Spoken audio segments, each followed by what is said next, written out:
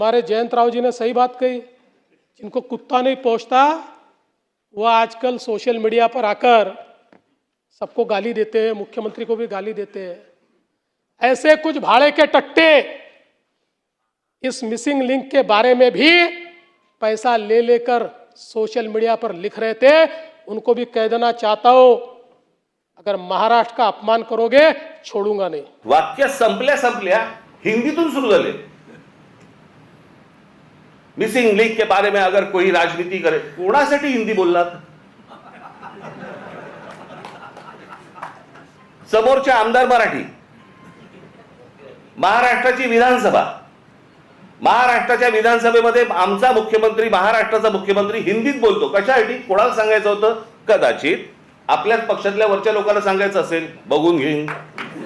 महाराष्ट्र की राजनीति में एक बार फिर राज ठाकरे अपने पुराने आक्रामक अंदाज में नजर आए हैं। इस बार उनके निशाने पर सिर्फ मुख्यमंत्री देवेंद्र फडणवीस नहीं बल्कि पूरी बीजेपी, केंद्र सरकार और सत्ता का कामकाज भी रहा। मिसिंग लिंक हादसे को लेकर विधानसभा में दिए गए फडणवीस के बयान पर राज ठाकरे ने खुलकर हमला बोला। उन्होंने सवाल उठाया कि अगर सरकार से सवाल पूछना राजनीति है तो विपक्ष में रहते हुए बीजेपी ने जो आंदोलन किया वो किस तरह की राजनीति थी। यही नहीं, राज ठाकरे ने बीजेपी पर महाराष्ट्र के मुद्दों से ध्यान भटकाने का आरोप भी लगाया। हिंदी थोपने के मुद्दे पर सरकार को घेरा, राम मंदिर में कथित चंदा चोरी के मामले में बीजेपी और आरएसएस को कटघरे में खड़ा किया और पेट्रोल में इथेनॉल मिलाने को लेकर केंद्रीय मंत्री नितिन गडकरी पर भी तीखा हमला बोला। तो आखिर राज ठाकरे ने ऐसा क्या कहा कि महाराष्ट्र की राजनीति में एक बार फिर से हलचल मच गई है? क्या यह सिर्फ सरकार पे हमला था या फिर आने वाले चुनाव की तैयारी? इस वीडियो में हम आपको राज ठाकरे के पूरे भाषण की बड़ी बातें और उनके राजनीतिक मायनों के बारे में बताएंगे। नमस्कार, आप देख रहे हैं लोकमत हिंदी। मेरा नाम है सोनू कनौजिया। मिसिंग लिंक पर फडणवीस को घेरा।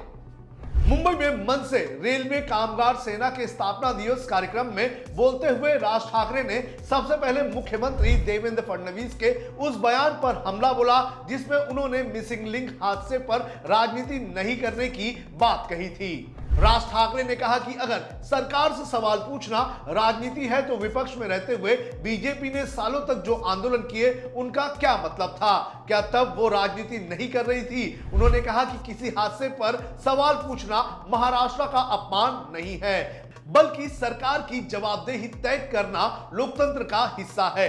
राज ठाकरे ने मुख्यमंत्री पर कटाक्ष करते हुए कहा कि सरकार की आलोचना को राजनीति बताकर असली मुद्दे से बचने की कोशिश की जा रही है। बीजेपी में ही चल रही है फडणवीस को बदनाम करने की साजिश। राज ठाकरे ने बिना किसी का नाम लिए कहा कि आज राजनीति में विरोधियों से ज्यादा अपने ही लोग एक दूसरे को कमजोर करने में लगे हुए हैं। उन्होंने संकेतों में कहा कि सत्ता के भीतर ही नेताओं को बदनाम करने और उनकी छवि खराब करने की कोशिशें चल रही हैं। उनके इस बयान को महाराष्ट्र की मौजूदा राजनीतिक खींचतान और बीजेपी के भीतर चल रही चर्चाओं से जोड़कर देखा जा रहा है। राजनीतिक जानकारों का मानना है कि राज ठाकरे का यह बयान सिर्फ विपक्ष पर ही नहीं बल्कि सत्ता के भीतर चल रही अंदरूनी राजनीति की तरफ भी इशारा करता है। हिंदी पर भी सरकार को घेरा। राज ठाकरे ने एक बार फिर से भाषा का मुद्दा उठाया। उन्होंने कहा कि महाराष्ट्र सरकार को मराठी से ज्यादा हिंदी की चिंता दिखाई दे रही है। राज ठाकरे ने तंज कसते हुए मुख्यमंत्री से पूछा कि मुख्यमंत्री का हिंदी में दिया गया भाषण महाराष्ट्र के विधायकों के लिए था या दिल्ली में बैठे नेताओं को खुश करने के लिए था। उन्होंने दोहराया कि उन्हें किसी भाषा से समस्या नहीं है लेकिन किसी भी भाषा को महाराष्ट्र पर थोपने की कोशिश स्वीकार नहीं की जाएगी। रेलवे भर्ती को लेकर फिर दोहराया पुराना आंदोलन। अपने भाषण में राज ठाकरे ने 2008 के रेलवे भर्ती आंदोलन का भी जिक्र किया। उन्होंने कहा कि उस आंदोलन का मकसद सिर्फ इतना था कि महाराष्ट्र में निकलने वाली रेलवे की नौकरियों में मराठी युवाओं को प्राथमिकता मिले। उन्होंने याद दिलाया कि उस आंदोलन के दौरान उनके खिलाफ 110 मुकदमे दर्ज किए गए, उन्हें गिरफ्तार किया गया और कई मनसे कार्यकर्ताओं को जेल भी जाना पड़ा। राज ठाकरे ने सवाल उठाया कि अगर महाराष्ट्र में रेलवे की भर्ती होती है तो उसकी जानकारी महाराष्ट्र के अखबारों में कम और उत्तर प्रदेश और बिहार के अखबारों में ज्यादा क्यों प्रकाशित होती है। उन्होंने कहा कि रेलवे भर्ती प्रक्रिया और रेलवे स्टेशनों पर क्या हो रहा है इस पर लगातार नजर रखने की जरूरत है।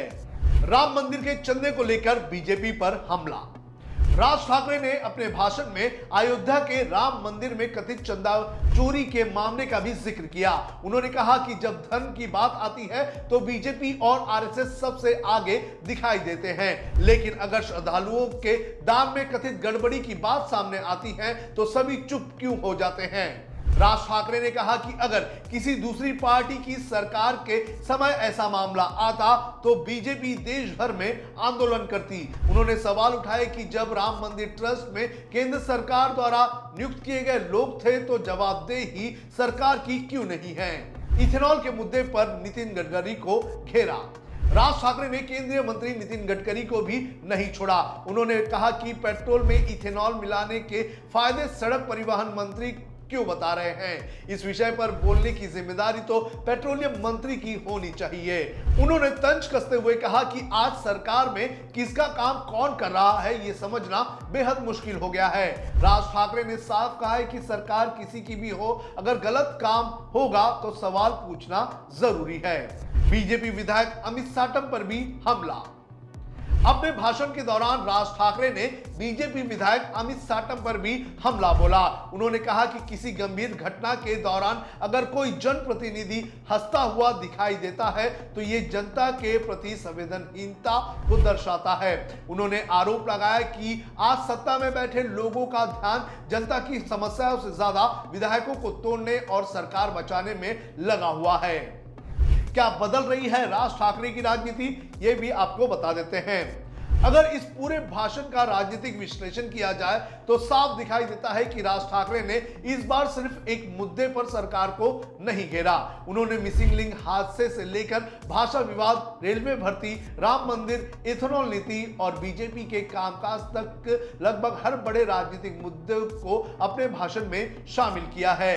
ये भी दिलचस्प है कि हाल के दिनों में राज ठाकरे और बीजेपी के रिश्तों को लेकर अलग अलग तरह की चर्चाएं होती रही है, लेकिन इस भाषण में जिस तरह से उन्होंने मुख्यमंत्री देवेंद्र फडणवीस, बीजेपी, आरएसएस और केंद्रीय मंत्री नितिन गडकरी पर सीधे हमला किया है, उससे यह संकेत जरूर मिलता है कि मन से फिर से खुद को एक आक्रामक विपक्षी राजनीतिक ताकत के तौर पर पेश करने की कोशिश कर रही है। अब देखना यह दिलचस्प होगा कि राज ठाकरे के इन आरोपों का जवाब बीजेपी की तरफ से कैसे दिया जाएगा और क्या आने वाले दिनों में महाराष्ट्र की राजनीति में यह टकराव और भी तेज होगा। आपको क्या लगता है इस पूरे मामले पर, आप हमें कमेंट करके जरूर बताएं।